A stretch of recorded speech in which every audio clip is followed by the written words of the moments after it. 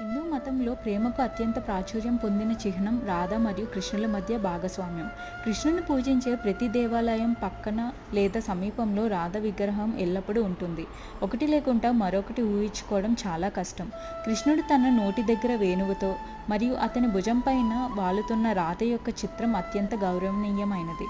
కాబట్టి ఈ శాశ్వతమైన ప్రేమకు సుఖాంతం ఉందా అంటే లేదనే చెప్పాలి. రాధ మరియు కృష్ణులు వివాహం చేసుకోలేదు, బదులుగా విడివిడి జీవితాలు గడిపారు. అయినప్పటికీ అదే నిజమైన శాశ్వతమైన ప్రేమకు అత్యంత గౌరవనీయమైన చిహ్నంగా కొనసాగుతుంది. రాధాకృష్ణుల గురించి ఒక ఆశ్చర్యకరమైన విషయం ఏమిటంటే వారు ఒకే వ్యక్తిగా ప్రసిద్ధి చెందారు.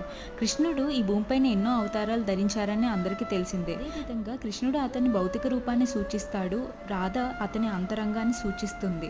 మరో మాటలో చెప్పాలంటే కృష్ణుడి శరీరం అయితే రాధ ఆత్మ. వారు అందుకే విడిపోరాని వారని, ఇప్పటికీ ఒకరికొకరు అనుబంధాన్ని కొనసాగిస్తున్నారని వివరిస్తుంది. Please like, share the video.